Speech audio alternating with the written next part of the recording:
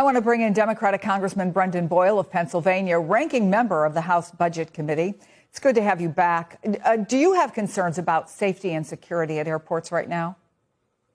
I do. First, I want to commend all of the TSA employees who are showing up for work despite this being now the second go-around of them not getting paid for the work that they're doing. I was there last night at Philadelphia Airport and had the opportunity to personally thank a few of the TSA officers. I also want to urge this president to accept the agreement, the bipartisan agreement that has been offered to him, in which we would fully fund TSA, fully fund FEMA, fully fund most of DHS, but segregate or put off to the side ICE and CBP while further negotiations have to happen in terms of the reforms that are so critically needed. Stop holding TSA hostage, Mr. President. Stop holding hostage the American people who need to fly.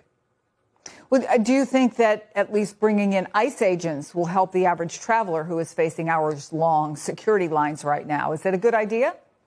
Well, what will ultimately give them relief is if literally in the next couple minutes, Trump took to social media, which he is prone to do, and said, you know what, I've changed my mind, which he's also prone to do, by the way. So, you know what, I've changed my mind. I'm accepting the bipartisan offer that was made to me by the Republican Senate leader, John Thune, and has been publicly reported.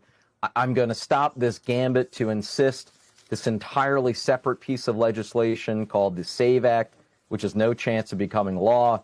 I'm going to stop my insistence that this also gets passed along with it, and we're going to make sure we pay the TSA workers today.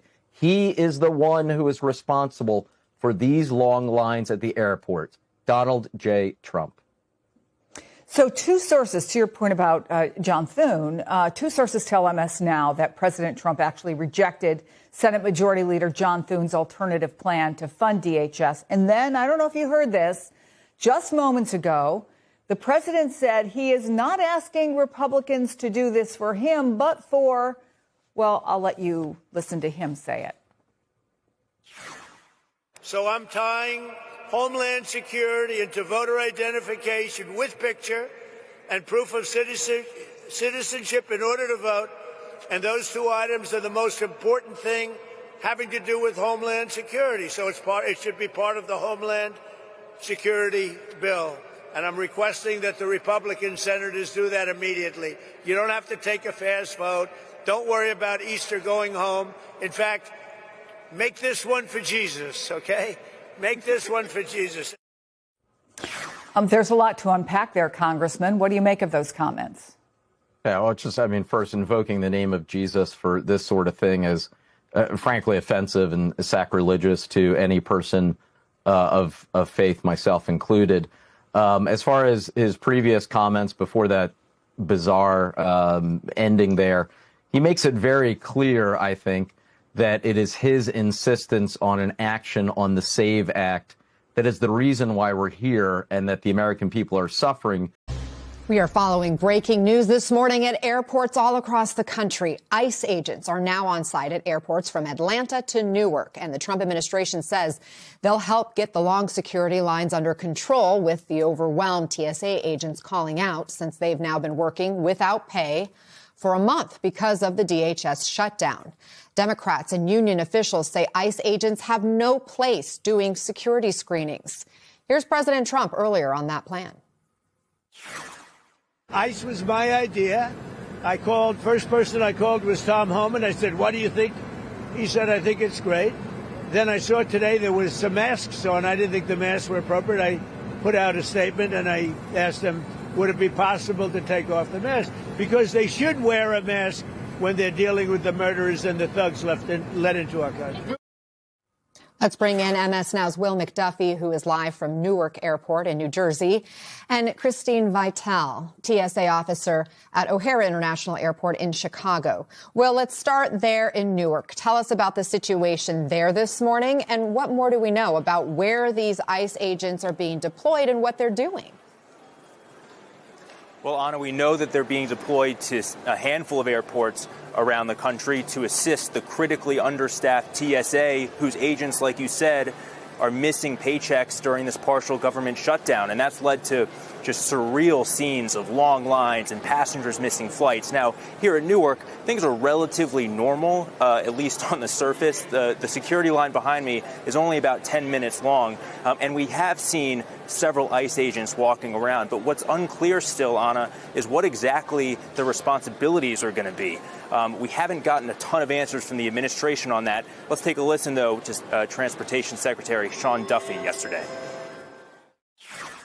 They run those same type of security machines at the southern border, right? Packages come through or people come through. They run similar assets. And again, even if we look at the line there, to manage the through flow of people, and even administratively, they'll be helpful. But again, we have ICE agents who are trained and can provide assistance to agents. And Anna, one thing I want to point out, and you heard President Trump talking in that soundbite that you played, any passengers at these airports who encounter ICE agents, they will see them unmasked. That's different than some of the scenes we've seen on American streets as they carry out immigration enforcement. They're wearing masks. The president has asked them to not wear masks as they work at these airports today, Anna. All right. Will McDuffie, thank you for bringing us that reporting. Christine, I know you and your fellow TSA agents already feel overworked and not getting paid for it right now. So how do you feel about ICE agents who are being paid, being sent in? Well, I can tell you it's not going to be a good morale, that's for sure. Our officers have been working going on a month and a half without pay, and they're dedicated. They're coming in, they're working without a paycheck, finding means to get to work. So if ICE agents are they're working, and of course, we all know that they are getting paid. It's just going to shock down the morale even more than it already is. Talk a bit about the training that goes into becoming a TSA officer. Could someone else, even if they have some kind of security experience, just come in and do the work on day one? No, it takes a lot of time and a lot of patience and a lot of training. The NTSB is leading the investigation right now. What is it likely focusing on, at least right now? This, Wolf, is all about air traffic control, and in this case, one particular controller in the tower cab who gave permission, cleared for landing that Air Canada regional jet, and also gave permission for that emergency vehicle to cross the same runway at the same time. Listening to him on the radio and the recordings, as it becomes evident what is going to happen is very difficult, frankly, because it's the realization of it becomes quite evident, put it that way. He tries to stop the emergency vehicle, but it was obviously too late. So the context of this, though, Wolf, is that you've got, an air traffic control system that for a long time has been bursting at the seams. Air traffic control staffing is still quite deficient. There's mandatory overtime required for air traffic control personnel. There's probably some fatigue issues that will be looked at by the National Transportation Safety Board. And one other thing, Wolf, this runway at LaGuardia, runway 4, has a runway status lighting system, which is a technology designed to stop and prevent what happened here. It's supposed to detect active use of the runway and turn on some red lights on those approaches to the runway, which would indicate to that truck that this was not a good idea to cross that runway.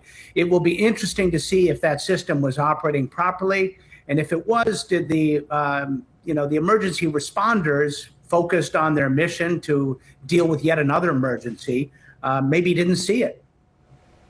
I thought it was interesting and fascinating, Miles, that 18 minutes after the crash, an air traffic controller appears to say, "I messed up," to a pilot who witnessed the crash. Listen to this. That wasn't good to watch. Yeah, I know I was here. I tried to reach out to my staff. We were dealing with an emergency earlier. I messed up. No, man, you did the best you could.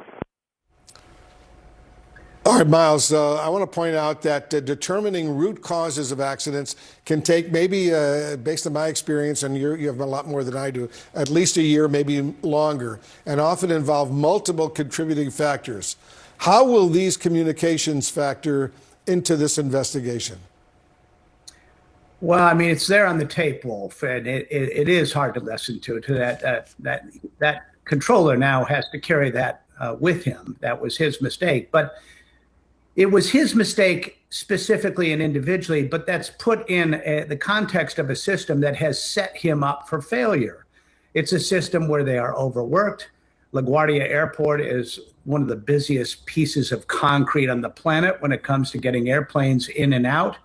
The system is blinking red, has been blinking red. You go back to more than a year ago, the mid-air collision at Washington National Airport. The question I have in my mind is, when is something significant going to change? And what I'm talking about here is reducing the tempo, the number of flights. Everybody wants to fly. The air traffic system is vibrant. Airlines are doing well, or at least up till the oil shocks recently, they're doing well. The question is, should we be slowing down this tempo to recognize the fact that we have a system that is beyond its capacity? Many people are blaming Donald Trump. They're officially blaming him. I've seen lots of folks say Donald Trump's cuts, Donald Trump's chaos has created a situation in which professionals can't do their job. And this, of course, is what he was elected to do. He was elected to do this, not by the people who thought they were electing a normal president, but he was elected by the rich and wealthy and well-connected to strip public services so that regular people suffer and face the consequences. And that's what happened. Donald Trump's cuts created the context in which airports are understaffed. People aren't getting paid right now. This is the context that Donald Trump created. And remember, aviation's been a mess since Donald Trump came to office. And now at the airports, whether we're talking about like the safety of the physical runways and stuff, or the plane crash happened, or we see this now where TSA officials aren't getting paid. They're sending in ICE to help them, even though, one, ICE people are not trained to do this work. They're not. These jobs are not just interchangeable.